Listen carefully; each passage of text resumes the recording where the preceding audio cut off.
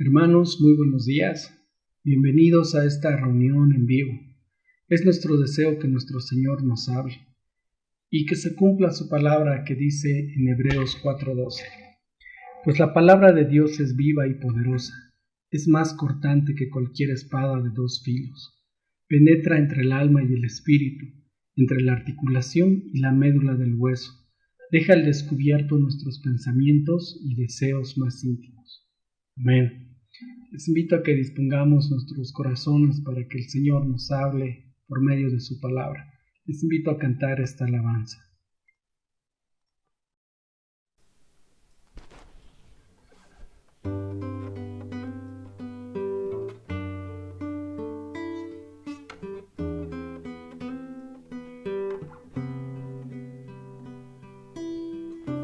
No hay nada para mí que sea mejor que conocerte, mi Jesús, pues en ti encuentro paz y el amor que me has dado en la cruz.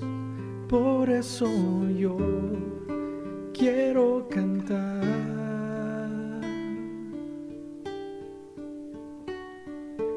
Eres todo lo que anhelo, tu voluntad es lo que quiero, tú satisfaces mi vida entera, tú mi porción y mi roca eterna.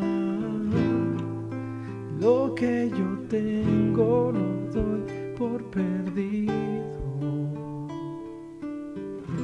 Si te tengo a ti,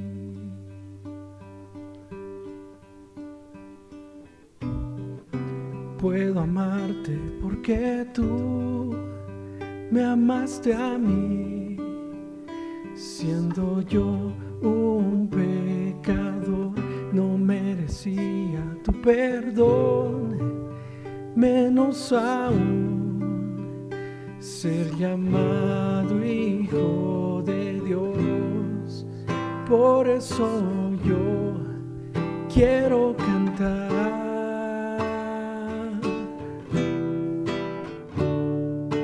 Eres todo lo que anhelo, tu voluntad es lo que quiero, tú satisfaces mi vida entera, tú mi porción y mi roca eterna. Eres todo lo que anhelo, tu voluntad es lo que quiero, tú satisfaces mi vida entera, tú mi porción y mi roca eterna. Lo que yo tengo lo doy por perdido. Lo que yo tengo lo doy por perdido. Si te tengo a ti.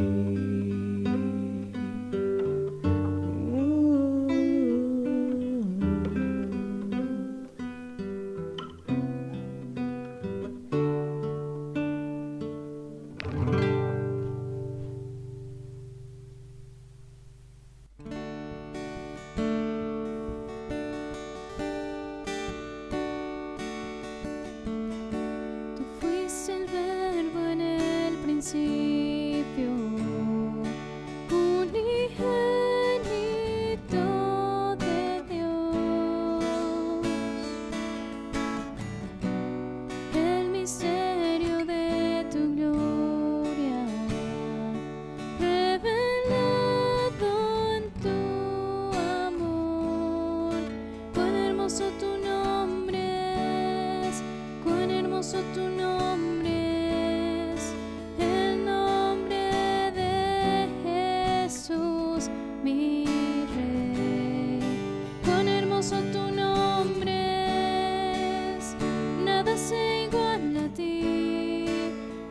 Majestuoso tu nombre es, no hay otro nombre. Dejaste el cielo por salvarme, me viniste a rescatar.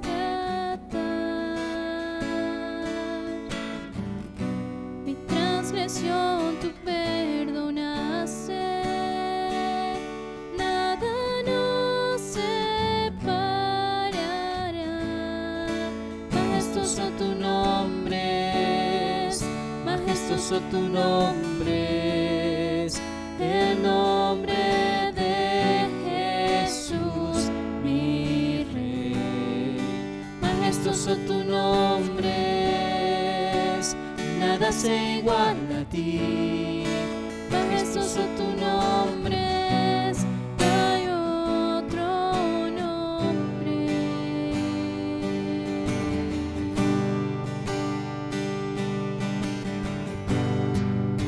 La muerte venciste, el velo partiste, la tumba vacía ahora está. Los cielos declaran, tu gloria proclaman, resucitaste en majestad. Inigualable, incomparable, hoy y por siempre reinarás. Tuyo es el reino, tuya es la gloria, tuyo el poder, la autoridad. Poderoso tu nombre es, poderoso tu nombre es, el nombre de Jesús, mi Rey. Poderoso tu nombre es, incomparable es, poderoso tu nombre es, no hay otro nombre. Poderoso tu nombre es, no hay otro nombre. Poderoso tu nombre es, no hay otro nombre.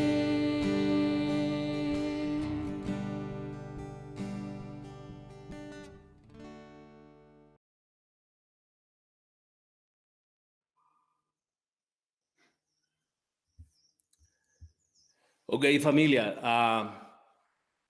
vamos a tener un poco de paciencia en este proceso. Yo sé que varios perdieron la señal seguramente, pero es parte de esto que queremos hacer y estamos evaluando, es el acercarnos mucho más a ustedes, teniendo un tiempo de celebrar al Señor, un tiempo de adorar a Dios, un tiempo de engrandecer juntos al Señor. Entonces, lo que queremos animarte es, primero, que si se vuelve a caer la señal, te reconectes inmediatamente para que nosotros vayamos afinando este tema. Hay hermanos que están trabajando detrás de esto. Está Alberto Quiroga, quien está ayudándonos en todo este proceso, Dani, Nico, Niki. Entonces, tengamos paciencia. Segundo, decía, si se cae la señal, vuélvete a conectar, vamos a estar ahí. Estamos emocionados porque podemos tener un espacio para adorar al Señor. Ahora sí puedes cantar con todo tu corazón, con todas tus fuerzas. Solo te va a escuchar tu familia, no hay problema, tal vez los vecinos, pero adora a tu Señor con todo tu corazón. Hoy vamos a continuar con nuestra serie que tiene que ver con el libro de Apocalipsis, capítulo 2, versículos 12 al 17. Mientras tú buscas esa porción, Apocalipsis capítulo 2, versículos 12 al 17, quiero introducir brevemente dónde estamos hoy y desde dónde venimos exponiendo esta porción de la palabra. Tú sabes que este es nuestro octavo domingo que nos estamos reuniendo por este medio. Y como decía al inicio, nuestra motivación es poder acercarnos más a la congregación y poder tener este espacio de adoración que tuvimos. Iniciamos hace poco con la serie El juicio de Cristo a las iglesias, donde estamos revisando las 7 cartas de Cristo a las 7 iglesias de Asia Menor, que se encuentra registrado en Apocalipsis capítulo 2 y capítulo 3. En el primer mensaje afirmamos, en el contexto del capítulo 1 de Apocalipsis, que Él regresará. Nuestro Señor va a regresar. Dijimos que Jesucristo vino la primera vez en humillación, Él volverá en exaltación. Vino la primera vez para servir, volverá para que le sirvan. Vino la primera vez como el siervo sufriente, volverá como el rey vencedor. Ok, este fue nuestro contexto. Hace 2 semanas expusimos la primera carta dirigida a la iglesia de Éfeso, donde observamos que en la superficie de esa iglesia en Éfeso todo se veía bien, lucía bien. Todo lo que se miraba externamente estaba bien. Se podía aplaudir a esta iglesia e incluso tomarla como ejemplo. Aborrecían lo que Dios aborrecía, pero Dios que mira en lo secreto, que mira en lo íntimo, Dios que no puede ser engañado, Dios quien no se deje impresionar por las obras, tiene algo que decir. No es un problema doctrinal, dijimos, no es un problema de conducta, no es un problema en esta iglesia de flojera, es un problema del corazón, es un problema de amor. Por lo tanto, la palabra enfatizó en ese momento la necesidad monumental de volver a nuestro primer amor, y el camino para ello es arrepentimiento. La semana pasada hablamos de la iglesia de Esmirna. El énfasis estaba en permanecer fieles en medio del dolor y la aflicción. Recordamos que cuanto más fieles somos al Señor, y esta fidelidad expresada en obediencia a su palabra, podemos esperar mayor aflicción. ¿Por qué?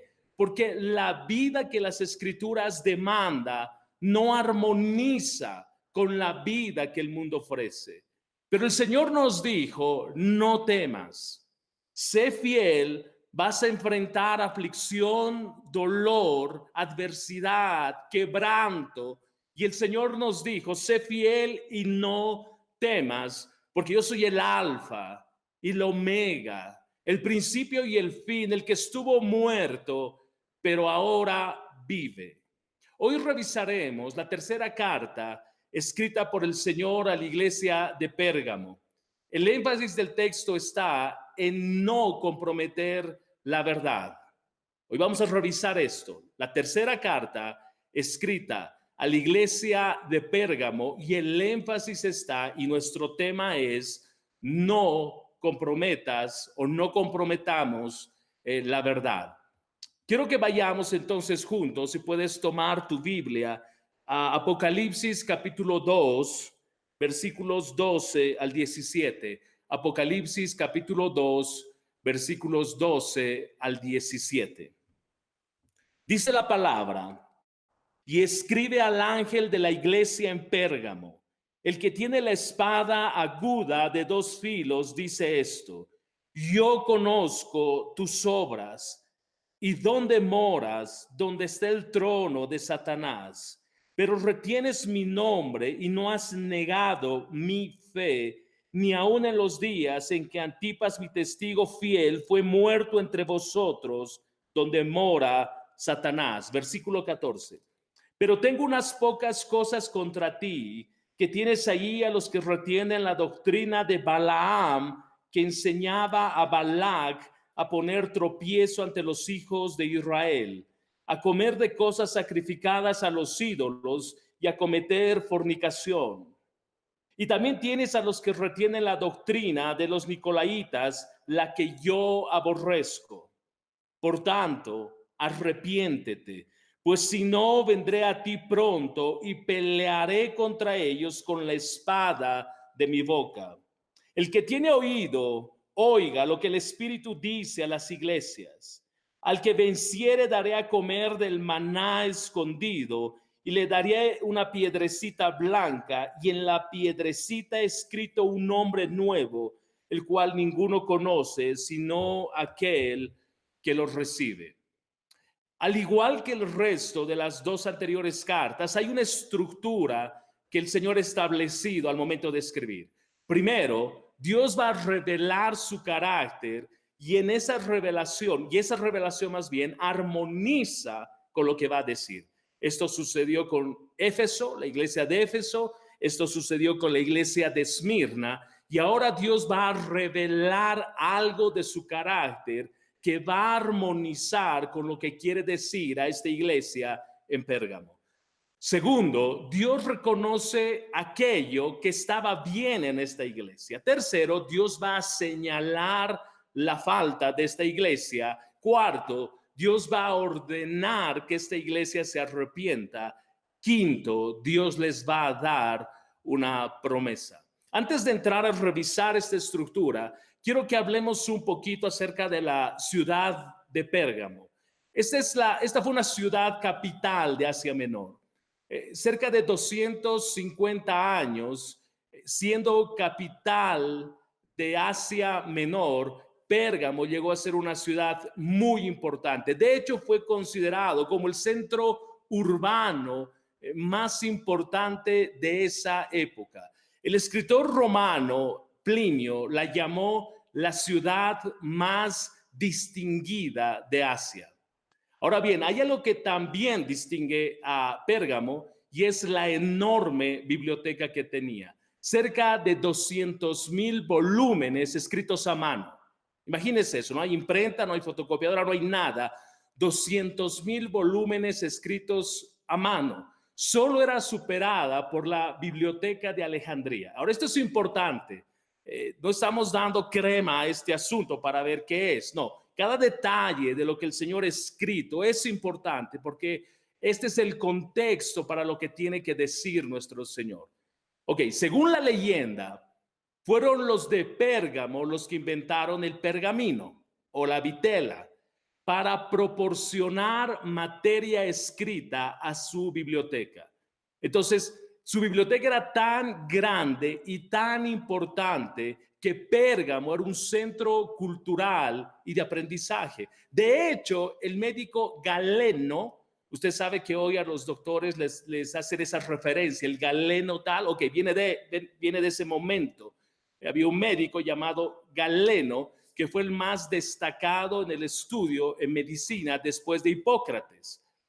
Galeno nació, estudió y fue formado en Pérgamo. No pierda de vista estos detalles. Entonces, la ciudad se consideraba la defensora de la cultura griega en Asia Menor.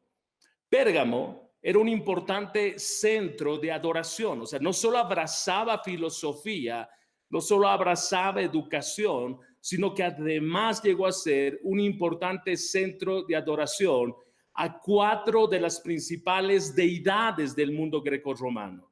Allí se encontraban templos dedicados a Atenea, diosa de la sabiduría, a Asclepio, dios de la medicina y de la sanidad, a Dionisio, dios de la fertilidad y del vino, y a Zeus, dios del cielo y del rayo. Habían cientos de templos levantados en honor a estos dioses para que el pueblo pueda tener fácil acceso a ofrecer sus sacrificios y a participar de los rituales. Pérgamo también llegó a ser una ciudad de peregrinaje. Era conocido por todo el mundo en ese entonces que en Pérgamo estaban las principales deidades, y esa era la razón porque mucha gente iba y ofrecía adoración. Pero había algo que resaltaba. Todos estos dioses eran eclipsados, opacados por la adoración y devoción que tenían a los emperadores romanos. Pérgamo edificó el primer templo en Asia dedicado a la adoración del emperador Augusto.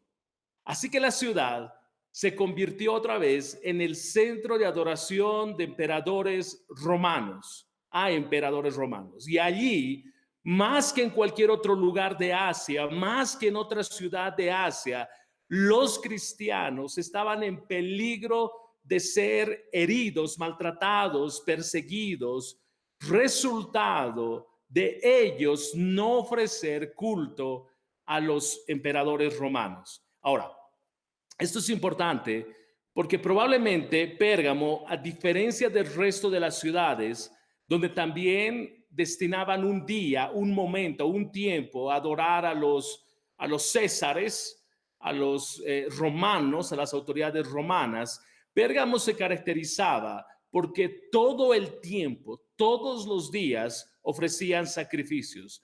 Y no era un asunto voluntario, sino era un asunto obligatorio. Todos debían participar de ofrecer sacrificio y adorar a los emperadores romanos. Ahora, esto es trágico porque probablemente en ese tiempo enfrentaban una mayor lucha los cristianos cuando tenían la presión de la sociedad al momento de ofrecer sus sacrificios. Ok, este es nuestro contexto histórico. Quiero que veamos nuestro primer punto en la estructura de esta carta.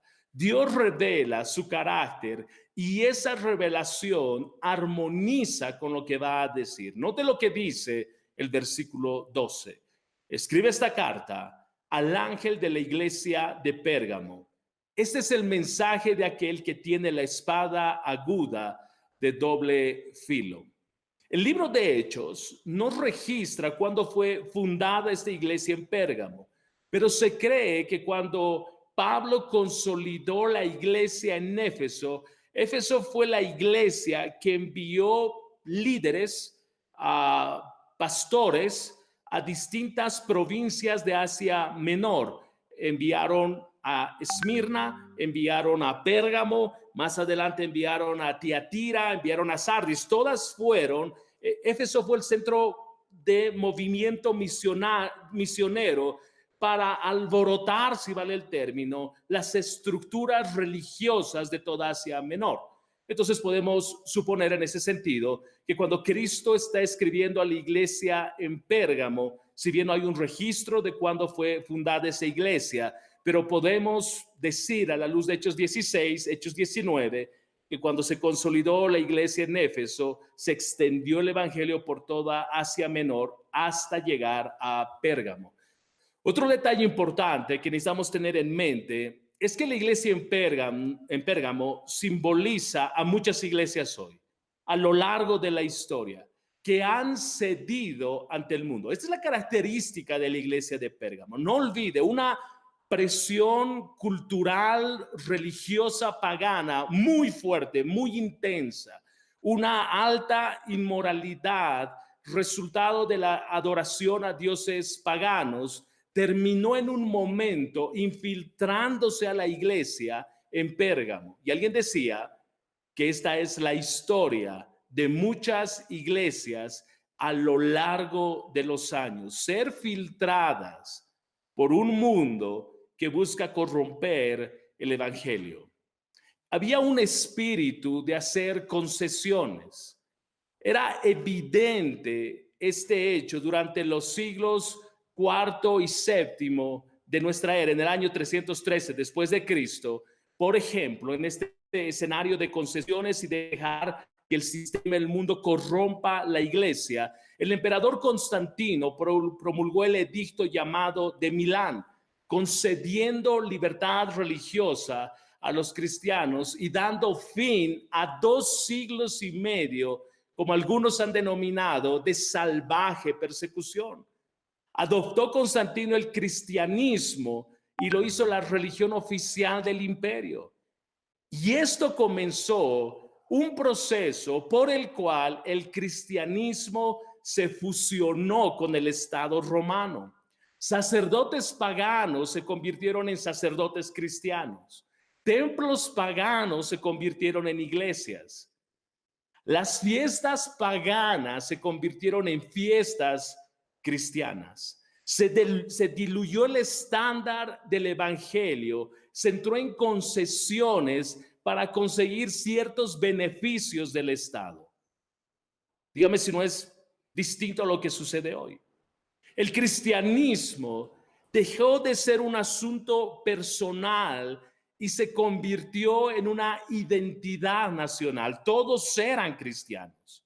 Ya no era un asunto solo de fe, sino de tradición.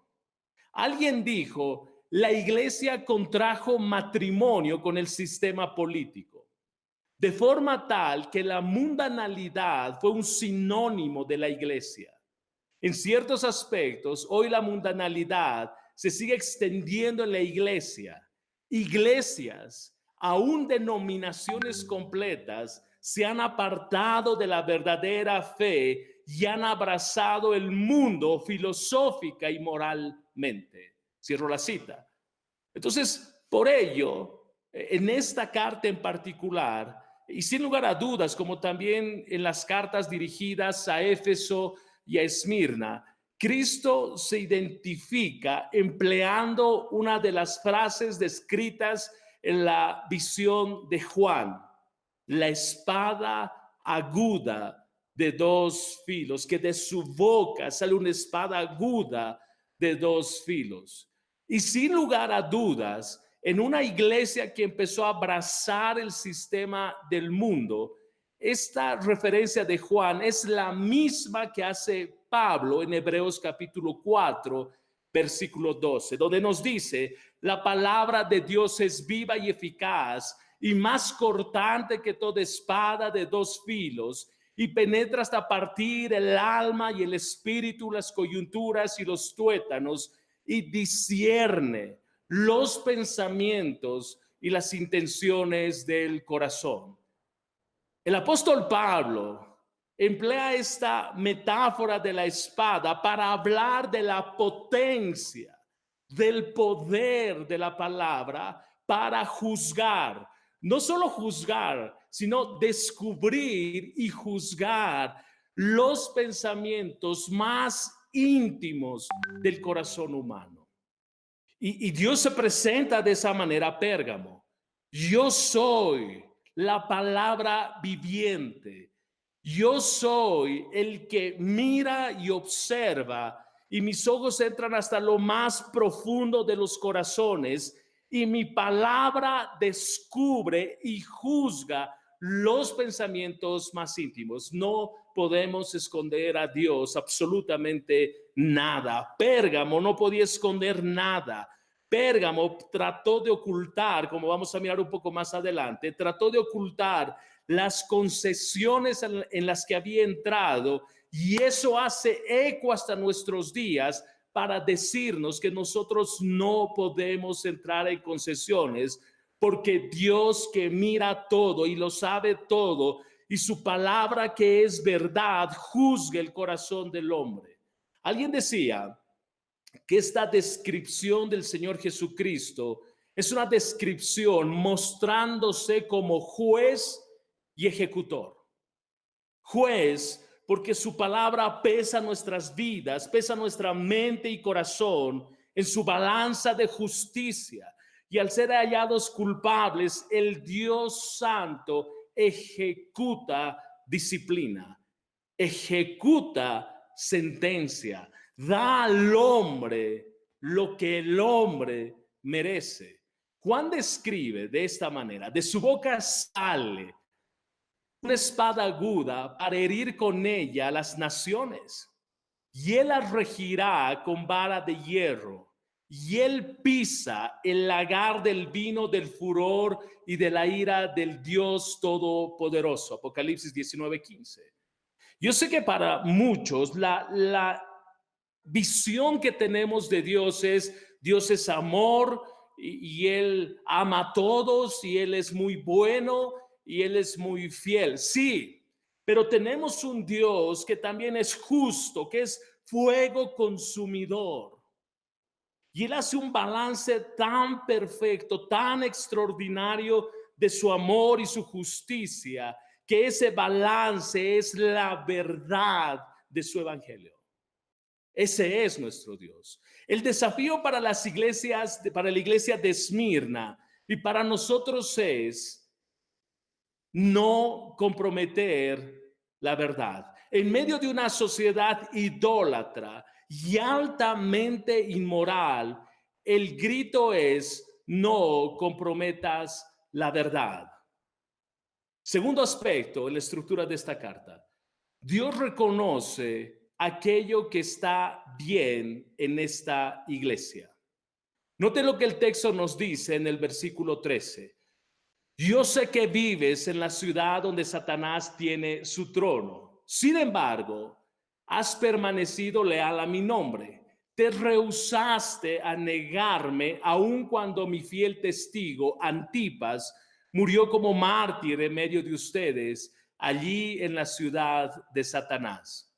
Esta referencia, como vamos a mirar enseguida, pero permítame empezar con esto.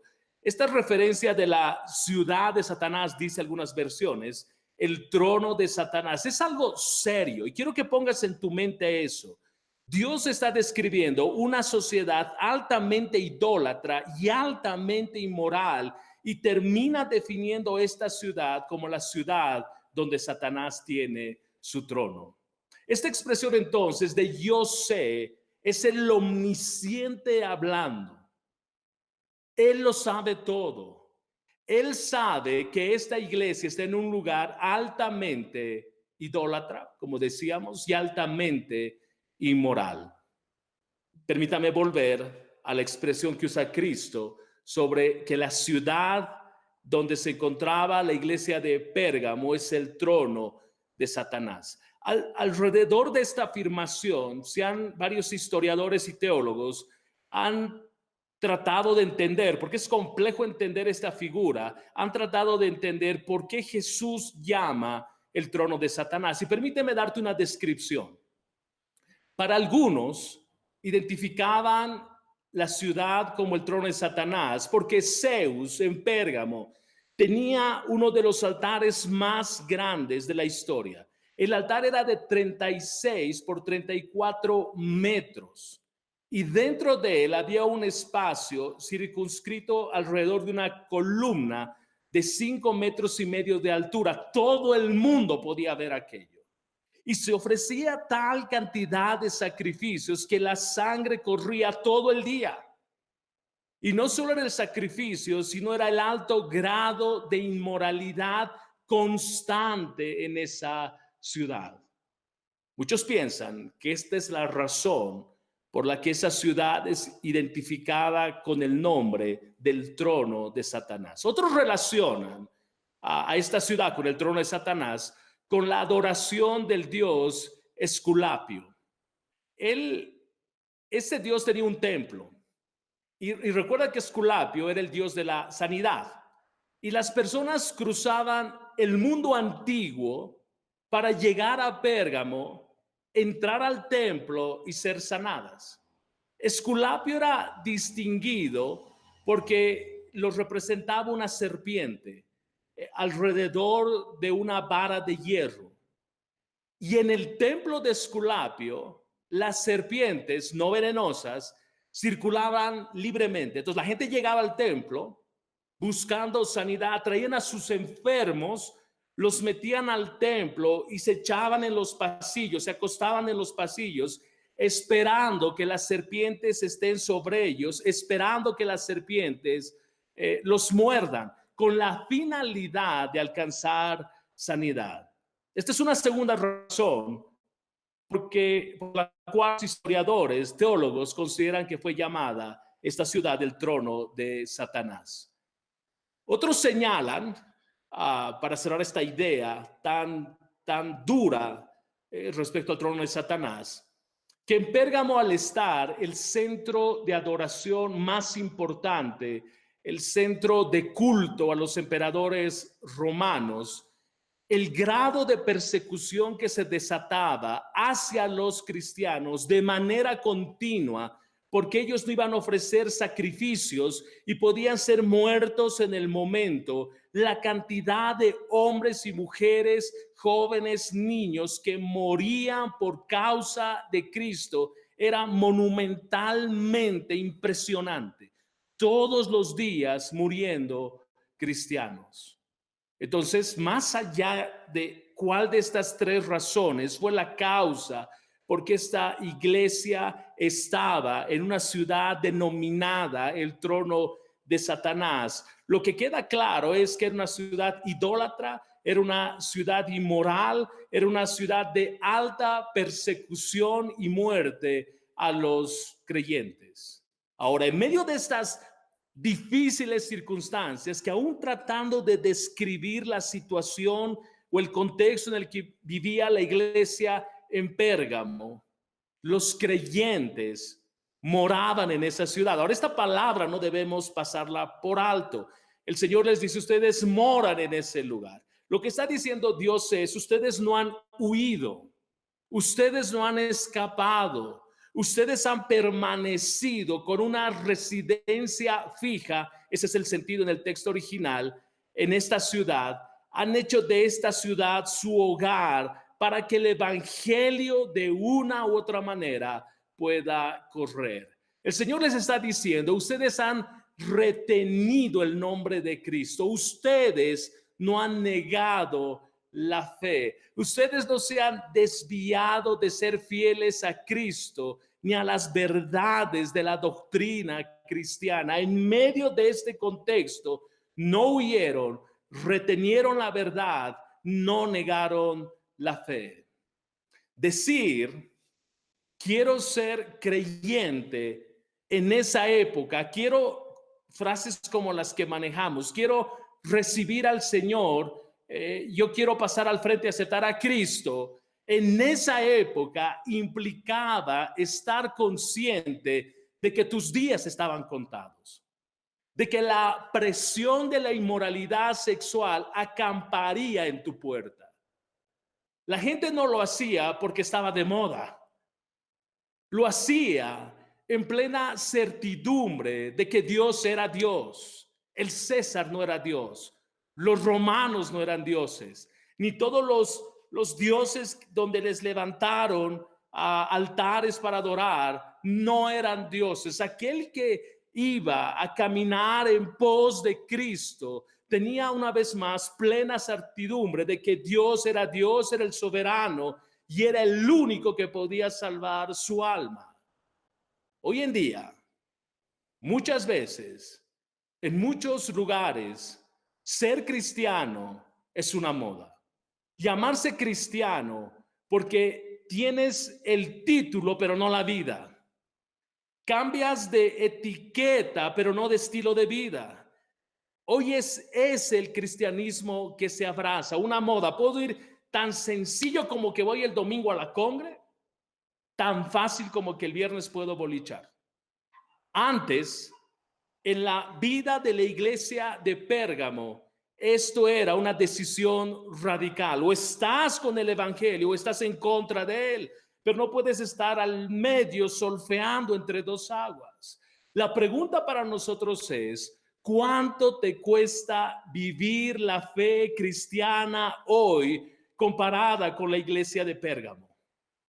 ¿Cuánto te cuesta vivir la fe cristiana hoy comparada con la iglesia de Pérgamo? Mira, créeme, yo he conocido cristianos que tienen que caminar 1, 2, 3 horas para llegar a una reunión. Los he conocido gente en Ecuador, he conocido gente en México que tienen que caminar esa cantidad de tiempo para llegar a una reunión. A nosotros nos cuesta subirnos a un trufi porque es incómodo. Conozco pastores, tengo amigos pastores, no solo los conozco, tengo amigos pastores que caminan 1, 2 horas para llegar a un lugar donde pueden sentarse y tener acceso a material cristiano y preparar sus mensajes y luego retornar a sus casas caminando 1, 2 horas y estar el domingo en sus iglesias predicando el evangelio. Y a muchos líderes, teniendo todas las comunidades, les cuesta preparar una enseñanza.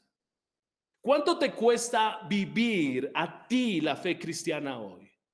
Nos quejamos demasiado que la distancia, el lugar, las sillas, el aire, hace calor, la reunión dura mucho, la alabanza no me gusta, nadie me habla, nadie me mira.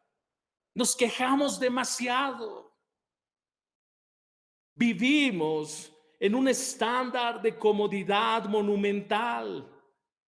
donde incluso hoy, como alguien decía, hay iglesias a gusto del cliente, hay iglesias tipo buffet. ¿Qué te gusta? ¿Qué se te antoja? ¿Qué quieres?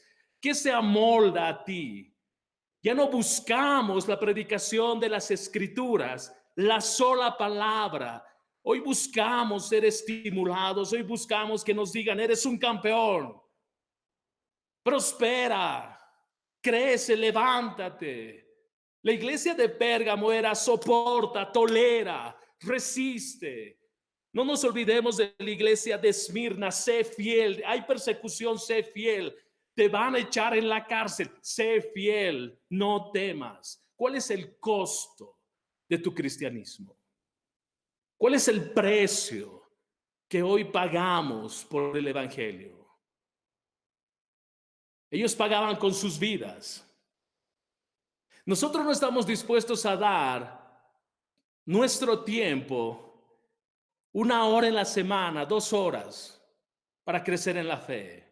Porque siempre hay algo más importante que el Señor, siempre hay algo más importante que su palabra. El problema nuestro es lo que 1 Corintios capítulo 6, versículos 19 y 20 declaran. Ustedes, si has nacido de nuevo, ustedes no se pertenecen a sí mismos, porque Dios los compró a un alto precio. Por lo tanto, honren a Dios con su cuerpo. Querido, si tú entiendes que tú has nacido de nuevo, déjame decirte que tú no te perteneces ya a ti mismo, porque tu dueño, el que te compró a precio de sangre, es Cristo. Tú le perteneces al Señor. Tu vida le pertenece al Señor. El problema nuestro es que creemos que nuestras vidas todavía nos pertenecen. Y como nos pertenecen, podemos seguir haciendo lo que nosotros querramos y no nos subordinamos a nuestro dueño, que refleja su voluntad para nuestras vidas en su palabra.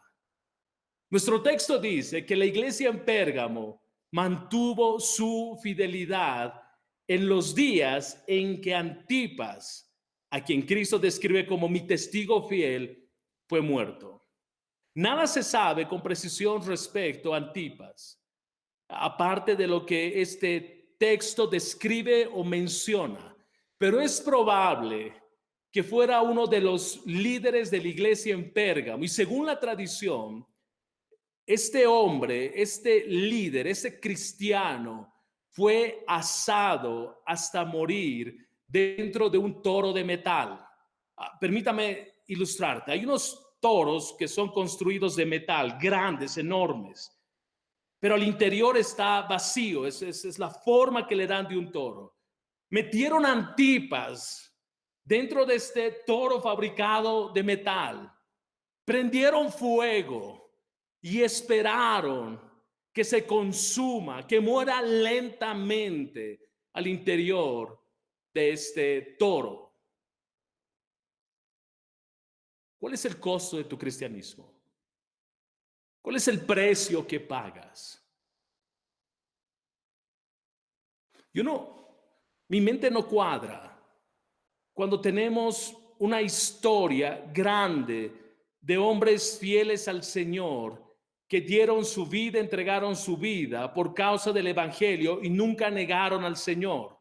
No solo la historia antigua, la iglesia primitiva, sino hoy alrededor del mundo, en muchos lugares, hay cristianos que son perseguidos, hay cristianos que son muertos por causa de su fe. Y mi mente no cuadra que en medio de la libertad que Dios nos ha dado, Él no sea nuestra prioridad y que nuestras acciones nieguen la causa de Cristo y que comprometamos siempre o casi siempre la verdad para congraciarnos con los demás. Preste atención a esto. La palabra testigo que usa el Señor para describir a Antipas se traduce como martus.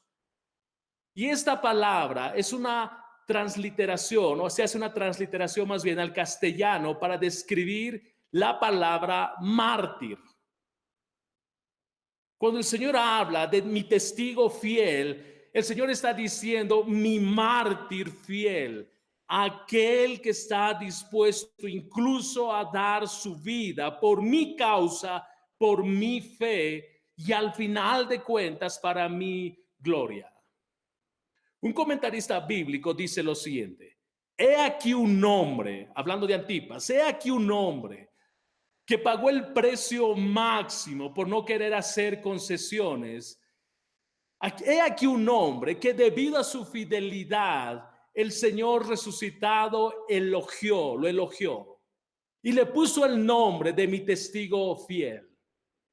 La fidelidad y el valor de Antipas fueron una amonestación para los que estaban en Pérgamo, que estaban siendo tentados a ceder ante el mundo. Y es una amonestación para nosotros, donde muchas veces nos vemos tentados a comprometer la verdad. Cierro la cita. Mi pregunta es, si tus actitudes, tu conducta, mi conducta, comprometen la verdad de Cristo. Si nuestras acciones, nuestro caminar compromete la verdad del Señor. Mira este tercer aspecto. Dios reveló su carácter, dijimos. Dios reconoce lo que esta iglesia estaba haciendo y Dios de manera específica nombra y califica a uno de sus siervos.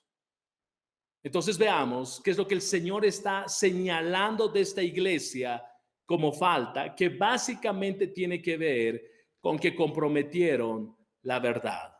Pero tengo, dice el texto del versículo 14 de Apocalipsis capítulo 2, pero tengo unas cuantas quejas en tu contra.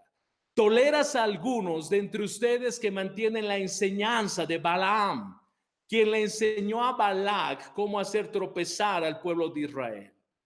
Les enseñó a pecar, incitándoles a comer alimentos ofrecidos a ídolos y a cometer pecado sexual. Versículo 15. De modo parecido, entre ustedes hay algunos nicolaitas que siguen esa misma enseñanza. Esta iglesia de Pérgamo no la pasó nada bien. Tenían presión externa, donde experimentaron persecución, idolatría y una sociedad altamente inmoral. Pero ahora empiezan a enfrentar conflictos internos. Se infiltró dentro de la iglesia falsos maestros. Específicamente, Cristo está hablando de dos grupos, de dos herejías que se infiltraron dentro de la iglesia. Una está referida a un hombre del Antiguo Testamento y la otra referencia que hace Jesús es a un hombre del Nuevo Testamento. Veamos cada uno de ellos. Primero, respecto a Balaam. Algunos piensan, o más bien no algunos piensan, se afirma, eso es correcto, que en el libro de Números, capítulos 22 y 25, está la historia de Balaam, un profeta, presta atención, un profeta a sueldo. Es conocido como el profeta a sueldo del Antiguo Testamento. E insisto, la narración está en Números capítulos 22 al 25. Tú puedes mirar esto.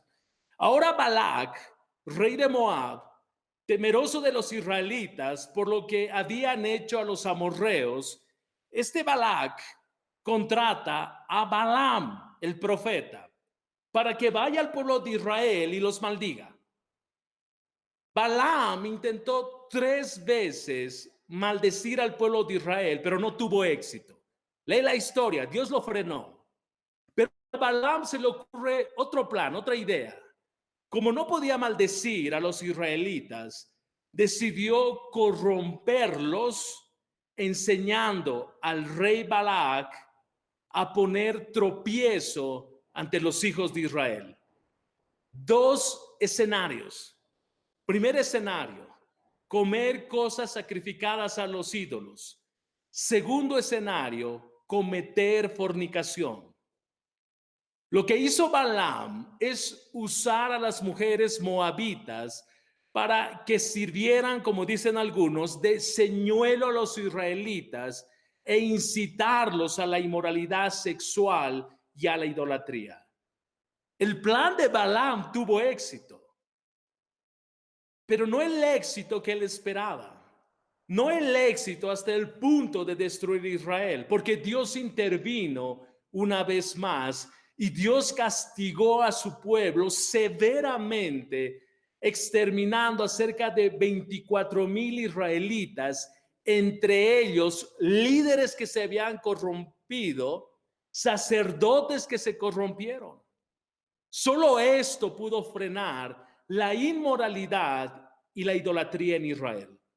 Entonces esto es serio.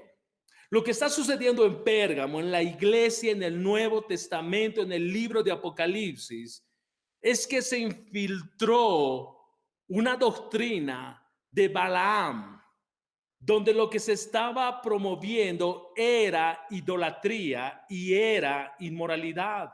Oye, nuestro Dios es bueno. Si tú pecas, si tú no siendo casado tienes relaciones sexuales con tu novia, no hay problema. Dios es bueno. Dios conoce tu corazón. Se diluye la gracia para entrar en concesiones con el pecado. Esa es la doctrina de Balaam. Promover, empujar, pasar por alto, entrar en concesiones para no denunciar la inmoralidad. Entonces, al igual que los israelitas, quienes fueron seducidos por la enseñanza de Balaam, algunos hombres de la iglesia de Pérgamo se empezaron a mezclar con el sistema de idolatría y de inmoralidad en la ciudad. Preste atención, lo que hacían era esto. Están el domingo en la iglesia, cantaban al Señor, adoraban al Señor, pero no tenían ningún problema luego salir y practicar la idolatría y la inmoralidad que la sociedad o la ciudad promovía. Podía irse a un retiro de jóvenes, pero podía irse al carnaval de Oruro, o sea, por tratar de poner en nuestro contexto. Preste atención. Podía estar en una reunión de oración, pero luego se iba al corso de corsos. No había problema. Esa es la doctrina de Balaam. Un terreno de concesiones donde mi conciencia no me acusa y donde he diluido la santidad del Señor. Recuerda que Pedro, muchos años antes, al escribir su carta, él ya empezó a denunciar a aquellos que se llamaban los balaamitas, de los de la doctrina de Balaam. En 2 de Pedro, capítulo 2, versículos 15 al 16, el texto dice: se apartaron del buen camino y siguieron los pasos de Balaam, hijo de Beor, a quien le encantaba ganar dinero haciendo el mal. Pero Balaam fue detenido de su locura cuando su burra los reprendió con voz humana. Esa doctrina no era nueva. Estas enseñanzas no eran nuevas, pero se habían infiltrado en la iglesia de Pérgamo. En este mismo contexto, como Dios frenó el pecado en Israel al punto que miles murieron y entre los miles líderes, no sé si eso te llama la atención. Uno diría, no, es que los líderes más bien estaban frenando el pecado, estaban denunciando. No, los líderes estaban involucrados. Los líderes empezaron a abrazar concesiones en las doctrinas de Balaam, en las enseñanzas de Balaam. Los líderes participaron de actos inmorales. Pablo dice en 2 Corintios, capítulo 6, versículos 14 al 17, no se asocien íntimamente con los que son incrédulos. ¿Cómo puede la justicia asociarse con la maldad? ¿Cómo puede la luz vivir con las tinieblas? ¿Qué armonía puede haber entre Cristo y el diablo? ¿Cómo puede un creyente asociarse con un incrédulo? ¿Y qué clase de unión puede haber entre el templo de Dios y los ídolos? Pues nosotros somos el templo del Dios viviente. Como dijo Dios, viviré en ellos y caminaré entre ellos. Yo seré su Dios y ellos serán mi pueblo. Por lo tanto, salgan de entre los incrédulos y apártense de ellos, dice el Señor. No toquen sus cosas inmundas y yo los recibiré a ustedes y yo seré su padre y ustedes serán mis hijos e hijas, dice el Señor Todopoderoso. Entonces uno pensaría que uno tiene que, no, pues hay que salir de la sociedad, hay que irse a vivir al campo, hay que irse a vivir a lugares aislados, hay que tener cero contacto con la sociedad. Dios no está diciendo eso. El problema del hombre es un problema del corazón. Puedes irte al lugar más lejos, escondido de este planeta, donde nadie te encuentre, pero tu pecado lo llevas en tu corazón. No es un asunto de alejarse, no es un asunto de aislarse del mundo, es un asunto en nuestro corazón. ¿No es Santiago quien dijo que la amistad del mundo es enemistad contra Dios? Intimidad es el término, con el mundo es enemistad contra Dios. ¿No es Santiago en capítulo 4 que nos dice, quien quiera ser amigo del mundo se constituye enemigo de Dios? ¿No es primera de Pedro capítulo 2, 11 que afirma, yo ruego, preste atención, como extranjeros y peregrinos? Tú eres extranjero, naciste de nuevo, eres un extranjero. Somos peregrinos. Nuestra ciudadanía no es en este mundo. Pedro dice, absténganse de los deseos carnales que batallan contra el alma. ¿Por qué tengo que abstenerme? Porque tu naturaleza es otra. ¿Por qué tengo que abstenerme? Porque tú eres extranjero y peregrino en este mundo. Tú no perteneces a este mundo. Es más, la palabra nos dijo hace unos minutos que no nos pertenecemos a nosotros mismos, sino le pertenecemos a aquel quien nos compró a precio de sangre. Es triste mirar que estas concesiones continúan hoy. Y continúan hoy con personas como Balaam, profetas asalariados, que parecen hablar de parte de Dios, pero su motivación es la avaricia y el engrandecimiento propio, la luz, el brillo de su nombre que conduce a la iglesia, al pecado, hablando de parte de Dios cuando Dios no habló. Hacen de la gracia de Dios un comercio y abusan de la gracia del Señor al tolerar el pecado. No es distinto a lo que vivió la iglesia de Pérgamo. Note la segunda herejía. Y esta segunda herejía está referida al Nuevo Testamento. Es la doctrina de los nicolaítas. La describimos en detalle cuando estuvimos hablando de la carta enviada a la iglesia de Éfeso. Tú puedes revisar esto. Entonces, permíteme resumir esta parte.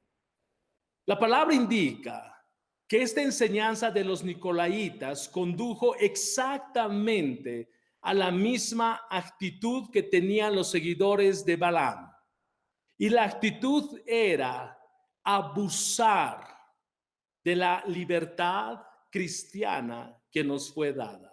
Los nicolaítas enseñaban que los cristianos podían participar en las orgías paganas. Ellos sedujeron a la iglesia también a la inmoralidad y a la idolatría, porque ¿sabes qué? Dios te ha hecho libre.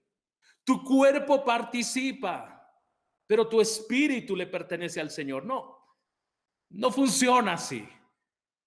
No es de esa manera. Se deshonra el carácter y la santidad de Dios. Somos templos del Espíritu Santo, sí, y la tercera persona de la Trinidad mora en nosotros. Y los nicolaítas, a título de libertad cristiana, daban concesiones a los creyentes para que practiquen la inmoralidad. Ahora, había un grupo dentro de los creyentes en Pérgamo que no participaron de los errores de estas doctrinas. Ellos permanecieron fieles a Cristo, fieles a la fe cristiana, pero el juicio vino sobre ellos también. ¿Cuál la razón? Toleraron el pecado, aceptaron el pecado, callaron cuando tenían que denunciar, guardaron silencio cuando frente a sus ojos los de la iglesia estaban en pecado. Es que Dios juzga al que practica y Dios juzga al que guarda silencio. Lo que está claro entonces en medio de estas dos doctrinas es que ninguna desviación ocurre de la noche a la mañana. Preste atención a la carta en Pérgamo. Dios empieza reconociendo su esfuerzo, su fidelidad de permanecer en ese lugar con miras a proclamar el evangelio, de no negar la fe, no negar el nombre de Cristo. Pero es que el problema es que el tiempo, cuando empiezo a entrar en pequeñas concesiones, un poco de levadura termina leudando la masa. Unos cuantas horas destruyen todo el viñedo. Ninguna desviación ocurre de la noche a la mañana. Poco a poco te haces tolerante de las prácticas del mundo. Poco a poco empiezas a aceptar. ¿Y sabes por qué muchas veces? Oye, porque ellos son los que diezman. Porque ellos son los que ofrendan. Si yo confronto ese pecado, deja de ofrendar. Es que no es tu problema ni el mío si ofrenda o no. Esa es responsabilidad de cada uno delante del Señor. Nuestra responsabilidad es ser consecuentes con el evangelio y no diluir, no comprometer la verdad. Yo estoy convencido de que nadie en nuestra congregación visita templos donde sacrifican carne a los ídolos, donde practican la inmoralidad. Pero no pienses que esta palabra no es para nosotros. Si bien no estamos en el contexto de Pérgamo, pero algunos visitan algunos templos. El templo llamado páginas pornográficas. Algunos toman café donde promueven la inmoralidad.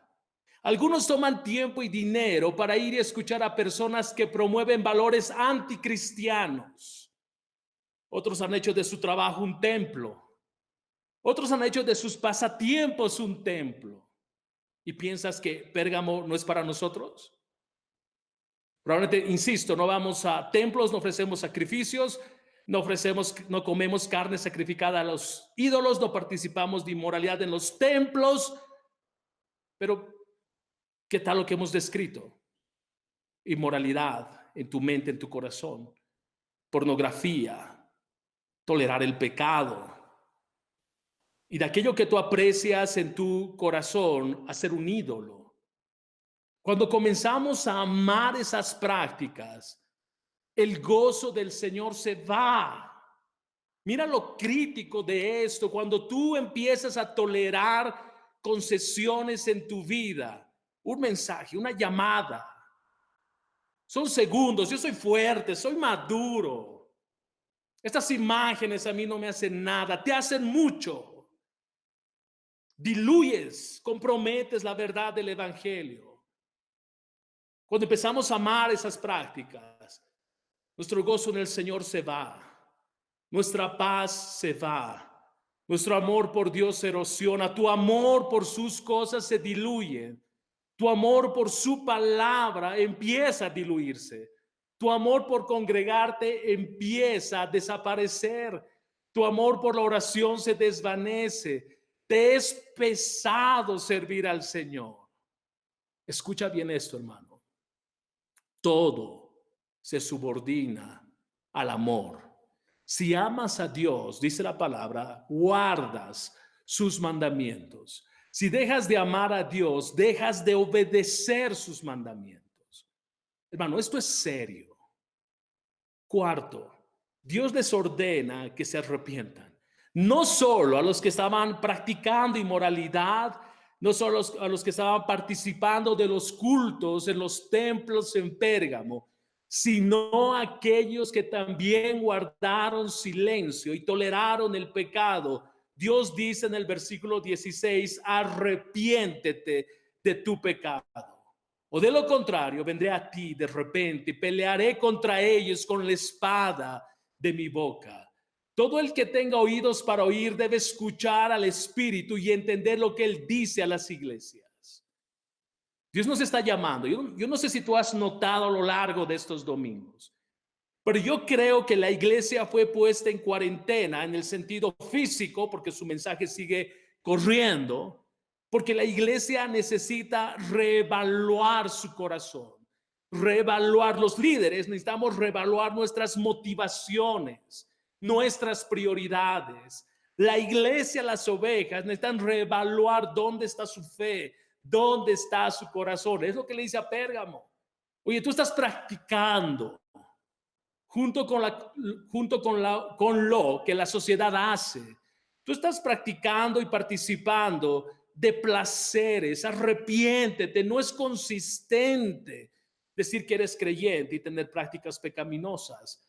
Tú estás aceptando, tú estás tolerando, tú estás guardando silencio. Dios dice, arrepiéntete. Y esta palabra arrepentirse, esta palabra la usa las Escrituras para describir un cambio de mente que tiene como resultado un cambio de conducta. Esta es la palabra metanoeo, que significa arrepentirse. Describe un cambio de mente. Debo empezar a dejar que mi mente sea transformada, renovada, cambiada por el poder del evangelio, para que solo entonces cambie mi conducta. Yo sé que para muchos, o muchos han rasgado las vestiduras, y muchos me van a decir, como las publicaciones que nos ponen al final del mensaje, que somos intolerantes. No, porque la tolerancia hoy es elogiada por nuestra cultura. La pregunta es, ¿debemos tolerar enseñanzas heréticas, herejías? ¿Debemos tolerar enseñanzas que están fuera del contexto bíblico? ¿Debemos tolerar actitudes pecaminosas en la iglesia? ¿Debemos hacerlo a título de tolerancia? ¿O sobre la tolerancia está la santidad de Dios y nuestra fidelidad a la palabra? Es que este es un tiempo de decisiones.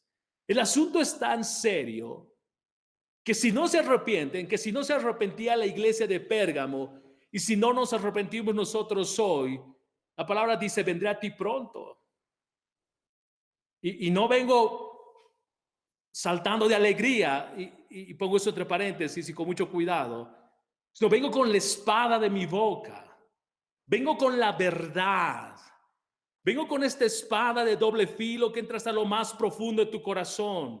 Tú puedes aparentar algo, pero a mí no me engañas, dice el Señor. Yo soy el que pesa tu corazón. Soy el que juzga tu corazón y el que emite sentencia en tu vida. La iglesia no puede tolerar el mal de ninguna manera. ¿No es lo que Pablo les dijo a la iglesia en Corinto? 1 Corintios capítulo 5, versículos 6 al 7. No es buena vuestra jactancia. ¿No sabéis que un poco de levadura leuda toda la masa? Limpiaos pues de la vieja levadura, para que seáis nueva masa sin levadura como sois. ¿Cuál era la razón? Había un hombre dentro de la iglesia que fue hallado culpable de incesto, y la iglesia lo estaba permitiendo, y la iglesia lo estaba tolerando. Y nadie dijo nada. Y Pablo les exhorta, no solo a hablar a esa persona, sino cuidar la santidad del Señor. A los creyentes que están en pecado, se les debe confrontar con la palabra de Dios. Por otro lado, la meta de la iglesia no es proporcionar un ambiente cómodo a los no creyentes. No es hacer una iglesia a la medida de los no creyentes. La iglesia no debe diluir el estándar del evangelio porque ciertos mensajes incomodan. Somos llamados a predicar la verdad de las Escrituras. La iglesia es un lugar donde la gente debe escuchar la verdad. Y es entonces cuando el Espíritu Santo obra en esas vidas para salvación. Pero tú no sales a las calles y haces una encuesta y dices, ¿qué tipo de iglesia le gusta? Ok, mensajes no más de 30 minutos porque mensajes largos me aburren. La alabanza estilo contemporáneo, luces de este tipo y hacer una iglesia moldada a la cultura. Somos llamados a predicar el evangelio. Alguien dijo, el error nunca se suprimirá haciendo concesiones con él. Las iglesias de la actualidad, a las que no les gusta confrontar el pecado, están en su mayoría repitiendo el error de la iglesia de Pérgamo en una gran escala, pero enfrentarán el juicio del Señor. Cuando hay arrepentimiento, detrás del arrepentimiento, para ir cerrando el mensaje, detrás del arrepentimiento hay una promesa. Observe lo que dice nuestro texto al final de los versículos. A todos los que salgan vencedores, les daré del maná que ha sido escondido en el cielo. Yo le daré a cada uno una piedra blanca, y en la piedra estará grabada un nombre nuevo que nadie comprende aparte del que los recibe. Hay tres aspectos en estos versículos. Primero, Él promete dar de comer del maná escondido. Cuando uno piensa en maná, uno relaciona inmediatamente con Israel y su caminar en el desierto, donde la provisión de Dios durante años fue maná. Y ese maná, descrito en Éxodo 16 y visto en Juan 6, ratificado por Pablo en Efesios capítulo 1, ese maná representa a Jesucristo, el pan de vida que descendió del cielo, Juan 6:48. Él proporciona sustento espiritual a los que en Él ponen su fe. El maná escondido para muchos simboliza las bendiciones y los beneficios de conocer a Cristo. Probablemente el beneficio más importante es una eternidad con Él. El problema nuestro es que buscamos beneficios hoy, beneficios horizontales, mucha prosperidad, más autos, más casa, más dinero, más esto, más poder, más de todo. No, nuestro beneficio más importante, donde debe centrarse nuestro corazón, es que vamos a estar con Él una eternidad. Lo siguiente que dice el texto es que habrá una piedrecita blanca. Muchos historiadores y teólogos coinciden en que, a la luz de las costumbres romanas de recompensar con piedras blancas a los que vencían en las competencias deportivas, es la referencia para decir que esta piedrecita blanca va a ser entregada a aquellos que permanezcan fieles. Y esa piedrecita blanca para estos deportistas romanos que ganaban era una invitación, era como un boleto para un banquete especial donde iban a recibir sus premios. Esa piedrecita para nosotros es su evangelio. Es la invitación de Dios, es el regalo de Dios, es la voz de Dios, es el escrito de Dios, donde señala el camino por el que debemos andar.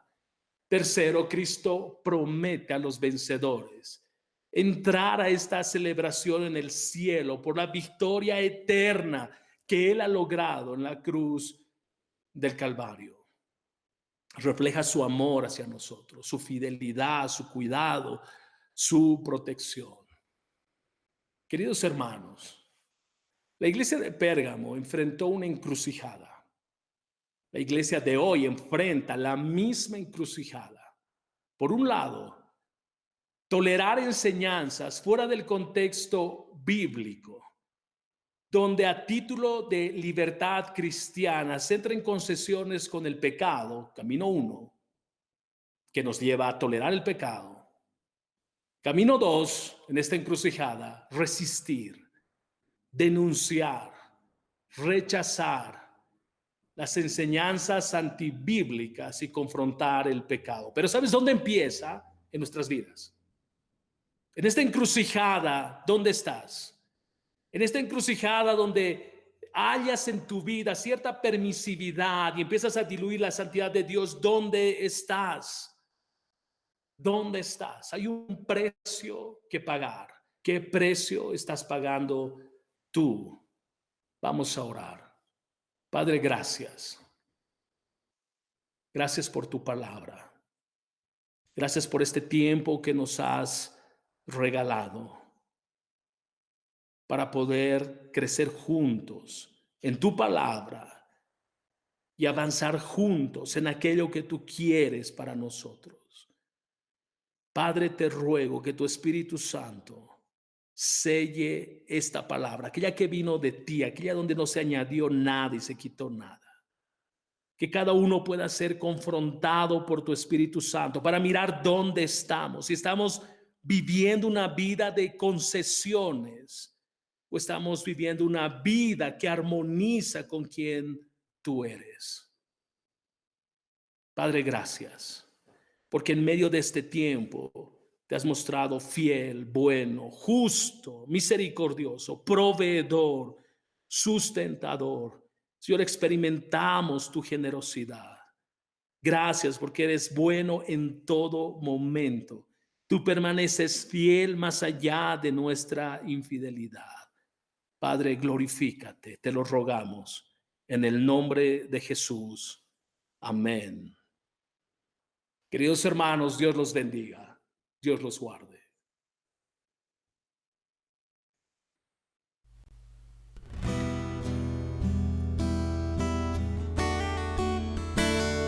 Queridos hermanos, Dios los bendiga, Dios los guarde.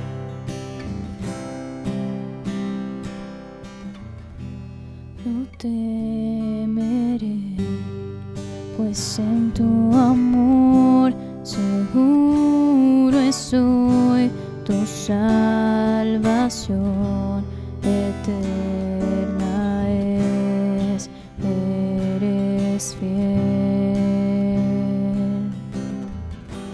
Mi corazón confía en ti, mi guardador, tu gracia es sin condición, eres fiel. Ni la vida o la muerte podrá separarme de ti, Señor. Alto precio pagaste y mi alma compraste para ti. Soberano, mi Salvador, solo en él yo confiaré, poderoso, mi Redentor, toda mi vida entrego.